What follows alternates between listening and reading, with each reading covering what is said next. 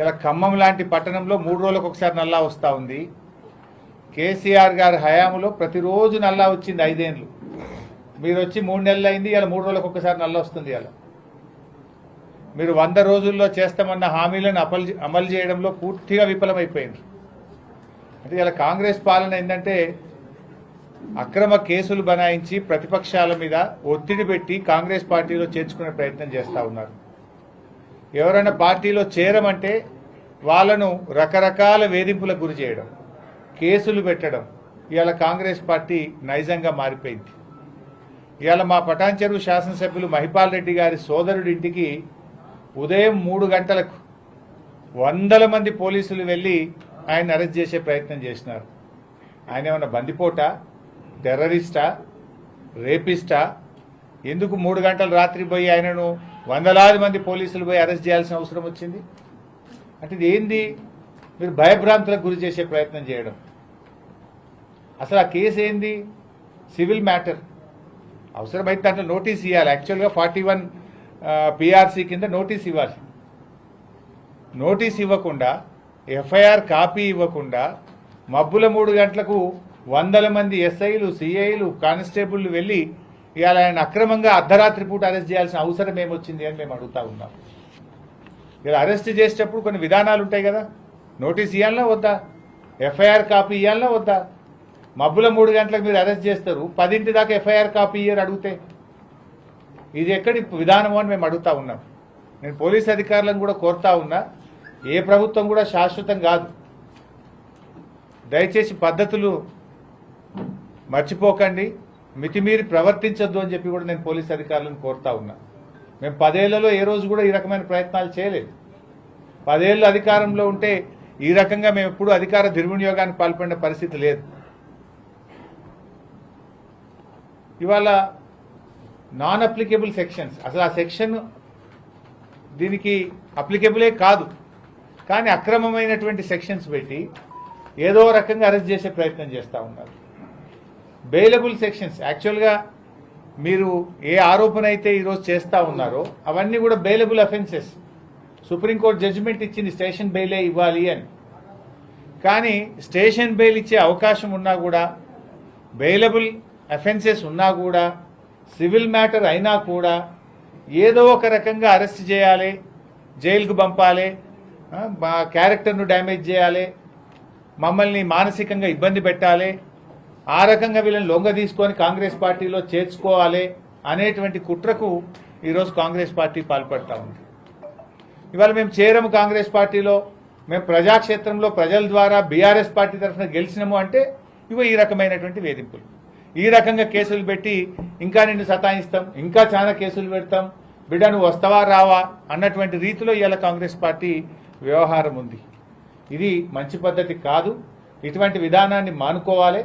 మీరు ప్రజలకు సేవ చేయడానికి అవకాశం ఇచ్చింది, కానీ ఇవాళ మీరు ప్రతిపక్షాలను లేకుండా చేస్తాం, ప్రజాస్వామ్యాన్ని కూనీ చేస్తాం, ప్రతిపక్షాలను వేధింపులకు గురి చేస్తాం, మీరు మేము చెప్పినట్టు మా పార్టీలోకి రావాల్సిందే అనేటువంటి విధానాన్ని మానుకోవాలి.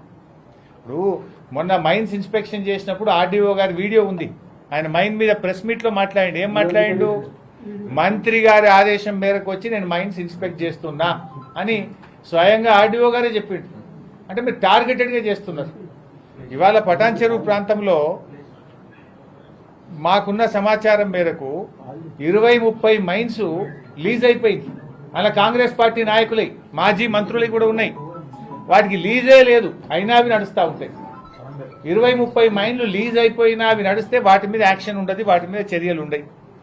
కానీ ఏ తప్పు లేకుండా నువ్వు బీఆర్ఎస్ పార్టీ కదా, నీ మీద కేసు పెడతాం. టార్గెటెడ్గా మంత్రి గారి ఆదేశం మేరకు మేము చేస్తున్నాము. అంటే ఇది ఏంది ఉద్దేశం? ఇది ప్రతిపక్షాలను లొంగ తీసుకోవడం, ప్రతిపక్షాల మీద బురద జల్లడం, ప్రతిపక్షాలను పార్టీలో చేర్చుకోవడం కోసం ఒక పథకం ప్రకారంగా వాళ్ళు ఈ ప్రయత్నం చేస్తూ ఉన్నారు. మరి ఇలా అనేక క్వారీలు లీజ్ అయిపోయినాయి, వాటిని ఎక్కడ టార్గెట్ చేస్తారు? అవన్నీ కూడా నడుస్తూ ఉన్నాయి, కాంగ్రెస్ పార్టీ నాయకులే నడుస్తూ ఉంటాయి. దాని మీద ఏం చేయరు. ఇక్కడ ఏ తప్పు లేకపోయినా, అన్ని అనుమతులున్నా ఏదో ఒక నెపం పెట్టి ఏదో ఒక తప్పును చిన్నది కూడా వెతికి వరుసగా కేసు మీద కేసు. ఇప్పటికి 3వ కేసు ఇది.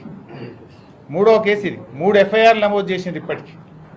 అంటే ఒక కేసు తర్వాత ఒకటి పెడుతూ వేధించేటువంటి ప్రయత్నానికి ఇవాళ కాంగ్రెస్ పార్టీ ప్రయత్నం చేస్తాం. ప్రజా సమస్యలు గాలికి వదిలేసిండ్రు, ప్రజా సమస్యలు పట్టించుకోవడం లేదు. ప్రజలకు ఇలా పంటలు ఎండిపోతా ఉన్నాయి రాష్ట్రంలో, దాని గురించి మీకు పట్టించుకునే టైం లేదు. ఇలా తాగునీరు రావడం లేదు, ఆసుపత్రుల్లో సేవలు ఇబ్బందికరమైపోయింది. ఇలా ప్రజలు అనేక సమస్యలు ఎదుర్కొంటా ఉన్నారు. మీరు ఇచ్చిన హామీలు 100 రోజులైంది, ఇవాళకి హామీలు ఎక్కడ అమలు కాలేదు. మరి ఇంకొక వైపు ఏమో మీరు ఎంతసేపు ప్రతిపక్షాలను వేధించడము, ప్రతిపక్షాలను ఇబ్బంది పెట్టడము, అక్రమ కేసులు పెట్టడము, లీకుల మీద లీకులు ఇచ్చుడు, అన్ని కథనాలు రాయించడము, బురద జల్లే ప్రయత్నం చేస్తూ ఉన్నారు, అసత్యాలు ప్రచారం చేస్తున్నారు, గోబల్స్ ప్రచారం చేస్తున్నారు, దుష్ప్రచారం చేస్తూ ఉన్నారు. తప్పుడు వార్తలను సోషల్ మీడియా ద్వారా ప్రజలకు పంపడం, మీడియా హౌసెస్ ద్వారా లీకులు రాయించడం, చిట్ చాట్ల రూపంలో లీకులు రాయించడం, ఇది ఒక రకంగా ఏంటంటే ప్రతిపక్షాల మీద బురద జల్లే ప్రయత్నం. ఎంతకాలం చేస్తారు మీరు? ఎంతకాలం చేస్తారు? అల్టిమేట్గా న్యాయం గెలుస్తుంది, ధర్మం గెలుస్తుంది. మాకు కూడా న్యాయ వ్యవస్థ మీద సంపూర్ణమైన విశ్వాసం ఉంది. తప్పకుండా న్యాయస్థానానికి వెళ్తాం. మేము చట్ట ప్రకారంగా మేము న్యాయస్థానం ద్వారా తప్పకుండా తగిన రిలీఫ్ తెచ్చుకుంటాం. నువ్వు 4 రోజులు ఇబ్బంది పెట్టవేమో, అక్రమ కేసులు పెట్టి 4 రోజులు మమ్మల్ని వేధిస్తావేమో, బట్ అంతిమంగా గెలిచేది న్యాయం గెలుస్తుంది, ధర్మమే నిలుస్తుంది. మాకు ఎందుకంటే మేము తప్పు చేయలేదు కనుక, న్యాయం మీద, న్యాయ వ్యవస్థ మీద మాకు విశ్వాసం ఉంది కనుక తప్పకుండా న్యాయ పోరాటం చేస్తాం. మేము న్యాయస్థానం ద్వారా తగిన రిలీఫ్ను కూడా పొందుతాం. కానీ మీరు చేసేటువంటి కుట్రలను కూడా రేపు ప్రజాక్షేత్రంలో కూడా తీసుకుపోతాం. ఏ రకంగా ఇలా అక్రమంగా మైనింగ్ జిల్లాలో నడుస్తుందో, ఏ రకంగా కాంగ్రెస్ పార్టీ నాయకుల క్వారీలు నడుస్తూ ఉన్నాయో, వాటికి అనుమతులు లేకుండా మిగతా క్వారీలు నడిస్తే దాన్ని ముట్టుకోకుండా బీఆర్ఎస్ పార్టీ నాయకులు న్యాయబద్ధంగా ఏదైనా పనిచేస్తే కూడా ఏ రకంగా మీరు అక్రమ కేసులు పెట్టి మమ్మల్ని వేధిస్తున్నారో తప్పకుండా రేపు ప్రజల్లోకి తీసుకెళ్తాం, ప్రజాక్షేత్రంలో వివరిస్తాం, ప్రజాక్షేత్రంలోనే కాంగ్రెస్ పార్టీకి శిక్ష పడే విధంగా చేస్తాం. 100% పార్టీలో చేరమనడము, చేరకపోతే ఈ రకంగా వేధించడం. ఇలా మా బీఆర్ఎస్ పార్టీ నాయకులను కానీ, మా శాసనసభ్యులను కానీ, మా పార్టీ నాయకులను రకరకాలుగా వేధిస్తా ఉన్నారు. మెడ మీద కత్తి పెట్టి నువ్వు చేరతావా చేరవా అని కాంగ్రెస్ పార్టీ నాయకులు ఫోన్లు చేయడము, వాళ్ళు మాట్లాడడము, చేరకపోతే వేధింపులకు గురి చేయడం. ఇది ఎక్కడ ప్రజాస్వామ్యం అండి? ప్రజాస్వామ్యంలో ప్రతిపక్షాలు ఎంత బలంగా ఉంటే ప్రజాస్వామ్యం అంత బలంగా ఉంటుంది. మీరు వీళ్ళ మెడ మీద కత్తి పెట్టి కేసులు పెట్టమని, కుటుంబ సభ్యులను వేధిస్తామని, మీ కుటుంబ సభ్యుల మీద అరెస్ట్ చేస్తామని, మానసికంగా దెబ్బతీసే ప్రయత్నం చేసి ఇవాళ ప్రలోభాలకు గురి చేసి ఇవాళ మీరు ప్రలోభ పెట్టి పార్టీలో చేర్చుకునే ప్రయత్నం చేస్తున్నారు. ఇది ఏ రకమైన పద్ధతి? ప్రజల మనసు గెలవండి, మాకంటే మెరుగైన పాలన అందించండి, మాకంటే మంచిగా పనిచేసి ప్రజాక్షేత్రంలో మీరు గెలవాలి. కానీ ప్రతిపక్షాలు లేకుండా చేస్తామంటే అది ఎప్పుడు కూడా ప్రజలు సహించరు, ప్రజలే మీకు తగిన గుణపాఠం చెప్తారు.